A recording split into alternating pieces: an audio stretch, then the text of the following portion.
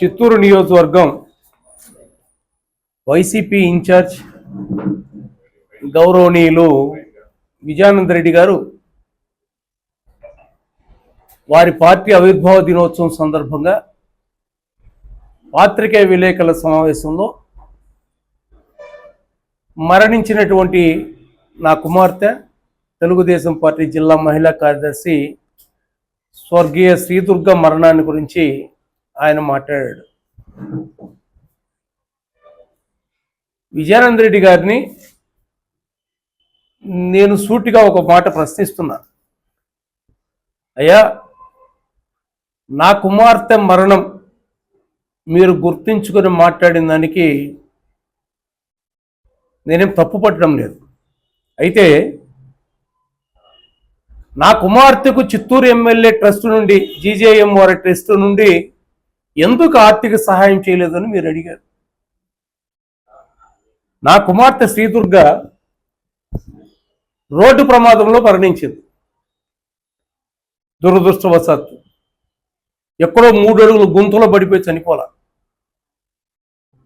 ప్రమాదం జరిగిన వెంటనే అపోలో హాస్పిటల్, చిత్తూరు గవర్నమెంట్ హాస్పిటల్కి అపోలో యాజమాన్యంతో సౌజన్యంతో జరుగుతున్నటువంటి ఆ హాస్పిటల్కి తీసుకెళ్ళాను. అక్కడ డాక్టర్ల యొక్క నిర్లక్ష్యం వల్ల నా బిడ్డ చనిపోయిందని పోస్ట్ మార్టం నివేదిక కూడా అందజేయడం జరిగింది. నేనేమంటున్నా అంటే,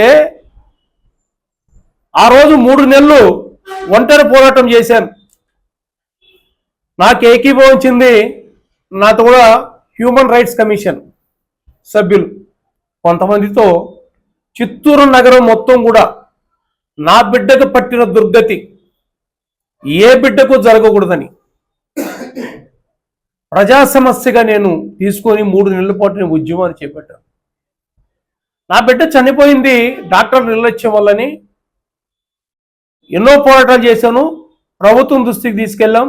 ప్రభుత్వం తరపున ఎక్స్పర్ట్ కమిటీ వేసింది. ఎక్స్పర్ట్ కమిటీ రిపోర్ట్ వచ్చింది. వాళ్ళ నెగ్లిజెన్స్ వల్ల చనిపోయిందని కూడా తేల్చడం కూడా జరిగింది.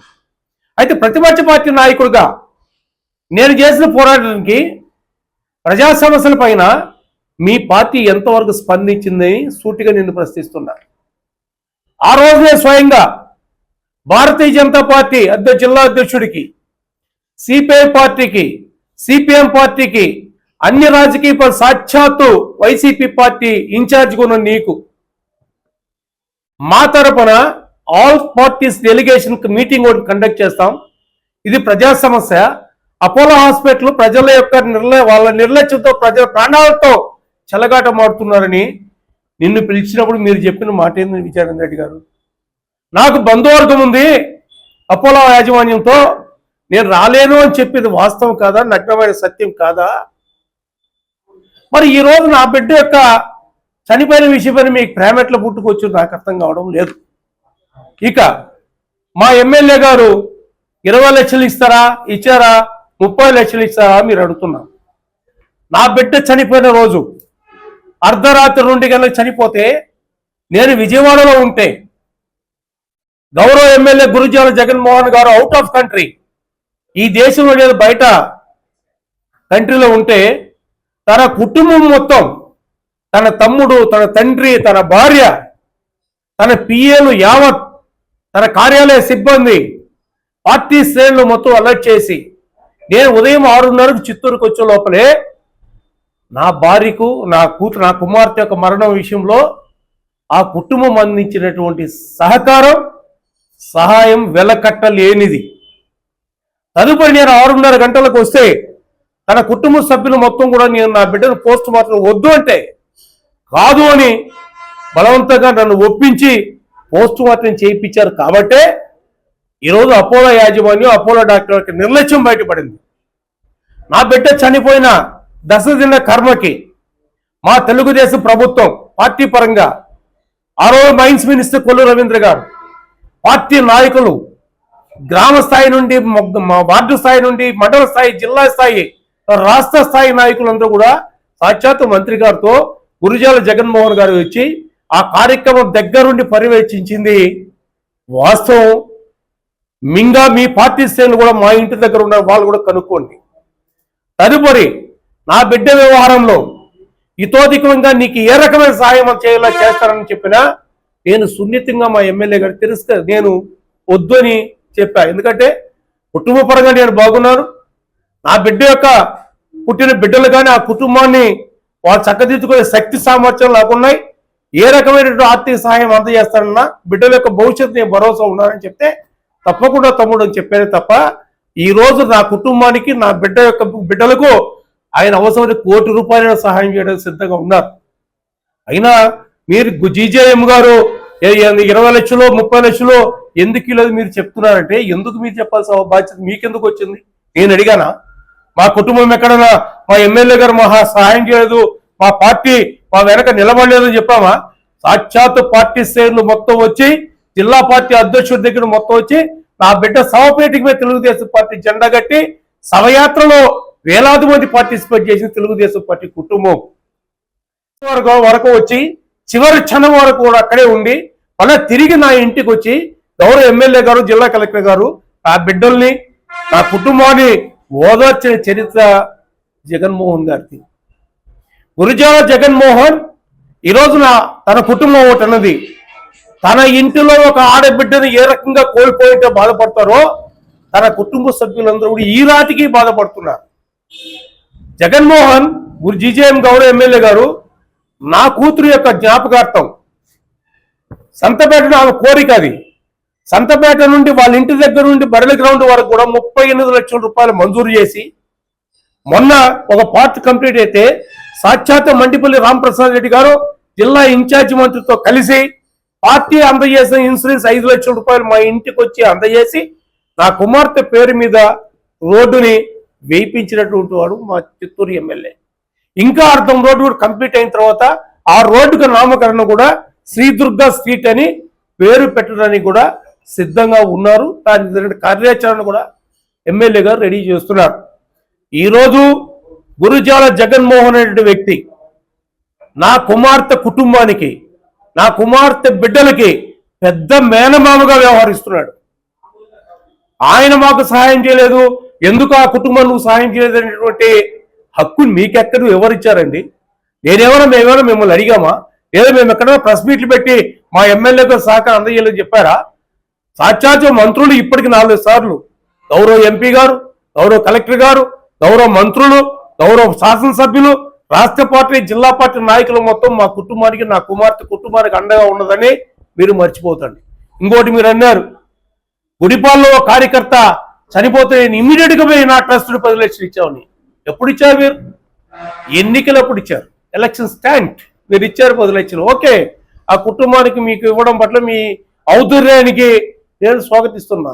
అయితే వారికి ఇచ్చారని చెప్పి ఇంకొకరు విమర్శించడం అనేది మీకు సంబంధం లేని విషయం. సరే, మొన్న టౌన్ బ్యాంక్ చైర్మన్ గా పనిచేసినటువంటి రామ్ నరేష్ శబరిమలలో చనిపోయాడు కదా, మీ పార్టీ నాయకుడు కదా, వాళ్ళేం ఉన్నతంగా ఆర్థికంగా తీరు కుటుంబమే కదా, మధ్యతరగతి కుటుంబాలే కదా వాళ్ళు కూడా. మరి మీరు ఇన్ఛార్జిగా అదే ట్రస్ట్ నుండి రామ్ నరేష్కి ఎందుకు 50 లక్షలు ఇవ్వకూడదు? ఏదో రాజకీయ కారణాలతో మాట్లాడడం ఉద్దేశం పైన మా అమ్మల్ని మా బిడ్డని మా కుటుంబాన్ని లాగడం కరెక్ట్ కాదని విజయానంద రెడ్డి గారిని నేను విజ్ఞప్తి చేస్తున్నాను. ఎందుకంటే నా కుటుంబానికి నా బిడ్డ కుటుంబానికి పూర్తి అండదండలు గౌరవ గురుజాల జగన్మోహన్ గారి కుటుంబం. ఒక్క ఎమ్మెల్యే కాదు, ఎమ్మెల్యే తండ్రి, ఎమ్మెల్యే సోదరుడు జీవన్ నుండి, ఎమ్మెల్యే భార్య నుండి, ఎమ్మెల్యే తల్లిదండ్రుల కుటుంబం మొత్తం కూడా ప్రతి 2 నెలలకు ఒకసారి నా బిడ్డలు పిలిపించి వాళ్ళకి ఏం కావాలో అడుగుతున్నారు, ఏం చెయ్యాలని మేము సిద్ధంగా ఉన్నారు. వాళ్ళు మా కుటుంబానికి సహాయం చేయలేదని, మా బిడ్డలను పట్టించుకోలేదని చెప్పడం అనేది దీన్ని నేను తీవ్రంగా ఖండిస్తున్నాను. మీరు రాజకీయ లబ్ధి కోసం ఏదో ఒకటి ఎమ్మెల్యే పై నెపాలు పెట్టి మాట్లాడడానికి నేను వ్యతిరేకిస్తున్నాను. దయచేసి మీరు మాట్లాడే మాటలు విత్డ్రా చేసుకోవాలని కూడా నేను ఇచ్చేస్తున్నా. ప్రజా పోరాటంలో మీరు ముందుకు రండి. మరి అపోలో హాస్పిటల్లో జరుగుతున్నటువంటి యాజమాన్యం పైన మీ బంధువర్గం అని మీరు చెప్పింది వాస్తవం కదా? మరి అపోలో యాజమాన్యం పైన నేను చేయాలి పోరాటానికి ప్రతిపక్ష పార్టీగా మీరు ఎందుకు ఆ రోజు స్పందించాలా? మీ పార్టీ శ్రేణిలో కార్యకర్త ఎందుకు రాలా? మరి ఈ రోజు మాత్రం మీరు ఎందుకు ఈ విషయం మాట్లాడే హక్కు మీకు ఎక్కడుంది? దయచేసి ఇవన్నీ కూడా రాజకీయ కోణంలో తీసుకోవద్దండి. మనతత్వంతో మరణించినటువంటి వాళ్ళని కూడా రాజకీయంగా వాడుకోవాలని ప్రయత్నం చేసి ఏదో గురిజాల జగన్మోహన్ని అబాసు పాలు చేయాలంటే మాత్రం అది కుదరదు. 2 నిన్న మీరు మాట్లాడారు, చిత్తూరు నగరం అభివృద్ధి కుంటుపడిపోయింది. గురిజాల జగన్మోహన్ తన వ్యక్తిగత ప్రయోజనాల గురించి, తన యొక్క వ్యాపార ప్రయోజనాల గురించి ఏదో చేస్తున్నారండి. ఏం చేస్తున్నారండి? కళ్ళ ముందర కనిపించడం లేదా చిత్తూరు టౌన్ యొక్క అభివృద్ధి? ఇరువరం రోడ్డు, దర్గా నుండి ఇరువరం రోడ్డుకు అక్కడ ఆయన అంటాడు జగన్మోహన్ గారు భూములు కొనుక్కున్నారు, భూముల డెవలప్మెంట్ కోసం చేస్తున్నట. మీకు తెలియదా? జగన్మోహన్ గారు భూములు కొనలా, యూట్యూన్ ఫ్యాక్టరీని కొన్నాడు. యూట్యూన్ ఫ్యాక్టరీని కొట్టేసి అక్కడ కాంప్లెక్స్ కట్టి ఈ టౌన్ యొక్క డెవలప్మెంట్ కార్యక్రమాల్లో భవిష్యత్తులో కూడా ముందుకు పోవాలని అక్కడ రోడ్డు వేయడం అనేది అది తప్పు అని మీరు మాట్లాడుతున్నట్టు మీరు ఎంతవరకు కరెక్ట్ అనేది మీ విద్యకు వదిలిపెడుతున్నా. అదేవిధంగా కోర్టు డౌన్లో ఒకసారి సామాన్య ప్రజలు చెప్దాం, ప్రజలు ఎవరున్నా అక్కడ వ్యతిరేకిస్తున్నారా? పోనీ ఇరువరం రోడ్లో పేద ప్రజల యొక్క ఇండ్లు కొట్టేస్తున్నారంటున్నారు. ఆ పేద ప్రజలు ఎవరైనా బయటకు వచ్చి అయ్యో ఈ ఎమ్మెల్యే వల్ల మాకు ఇంత నష్టం జరిగింది ఒకరు చెప్పారా? ఏది కదా. సాంబాయి కంటికి రోడ్డు డెవలప్మెంట్ మీకు కనిపించడం లేదా? సత్యప్రభమ్మ ఏదో చెప్తారో ఇది వాటర్ ప్లాంటేషన్ మొత్తం కూడా వాళ్ళు వీళ్ళ దేశం ఉంటే మొత్తం టీడీపీ పెయింటింగ్ కొట్టి ఎమ్మెల్యే బొమ్మ చంద్రబాబు బొమ్మ వేసుకుంటారని. టిట్కో ఇండ్లు 2019 నుండి 2014-19 వరకు రాష్ట్రంలో టిట్కో ఇండ్లు ఎవరు కట్టారండి? చంద్రబాబు నాయుడు కదా. 2019 మీ గవర్నమెంట్ వచ్చిన వెంటనే టిట్కో ఇండ్లు మొత్తం కూడా పసుపు మీ వైసీపీ కలర్లు కొట్టి లక్షల కోట్ల రూపాయలు ఖర్చు పెట్టిందని హైకోర్టు తప్పు పట్టింది. వాస్తవం కాదా? మీరు కలర్లు కొట్టుకుంటున్నారా, మేము కలర్లు కొడుతున్నామా? ఒకసారి ఆలోచించండి మీరు. ఎందుకంటే విఎన్ఆర్ గారు, ఎందుకంటే మీకు తెలుసు చిత్తూరు అభివృద్ధి కళ్ళ ముందు కనిపిస్తుంది, మీకు కూడా తెలుసు. అయినా ఏదో మాట్లాడాలి. సాక్షాత్తు ఒక డిప్యూటీ మేయర్గా ఉన్నటువంటి చంద్రశేఖర్ గారే అభివృద్ధి పట్ల కౌన్సిల్ అప్రిషియేట్ చేసిన వాస్తవం కాదా? ఇది మీడియా ముందు మాట్లాడిన వాస్తవం కాదా? ఇవన్నీ ఉన్నప్పుడు లేదు ఎవరు ఎమ్మెల్యే పైన ఏదో చెప్పాలా, ఏదో చెరువుల విషయం ఎవరు కలండి? ఆనాడు స్వర్గీయ తల్లి సత్యప్రభమ్మ గారి కోరిక 3 చెరువులు అభివృద్ధి చెందాలి, 3 చెరువులు పూడికలు తీయాలి, సస్యశ్యామలుగా ఈ టౌన్కు నీటి అద్దడి నివారించాలని ఆమె యొక్క కళ, ఆమె కోరిక.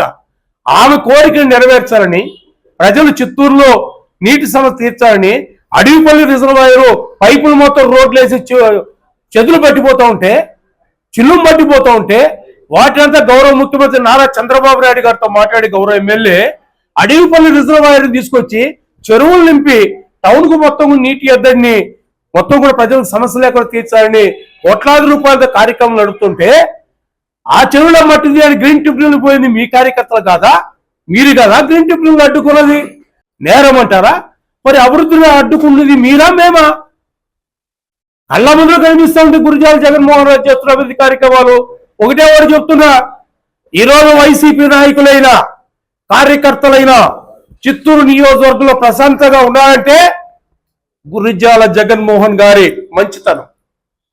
మీలాగా వైసీపీ గవర్నమెంట్ లో మా నాయకులపైన టీడీపీ నాయకులపైన కక్ష కట్టి జైలు పంపించి కేసులు పెట్టి దౌర్జన్యాలు చేసి మున్సిపల్ ఎలక్షన్స్ లో వాళ్ళ యొక్క నామినేషన్ ఫారాలు తీసుకొని 37 వార్డులు ఇనానమస్ చేసుకున్నట్టు చరిత్ర తెలుగుదేశం పార్టీకి సంస్కృతి లేదు.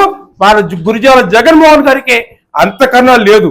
ఈ 2 సంవత్సరాల కాలంలో ఎక్కడైనా మీ కార్యకర్తల పైన మా వాళ్ళు దౌర్జన్యం చేశారని, తప్పుడు కేసులు బనాయించారని, జైలుకు పంపించారంటే శత్రువే వచ్చినా మా ఎమ్మెల్యే తనని స్వాగతించి తన సమస్య పరిష్కారం చేసేటట్టు కూడా జగన్మోహన్ గారికి.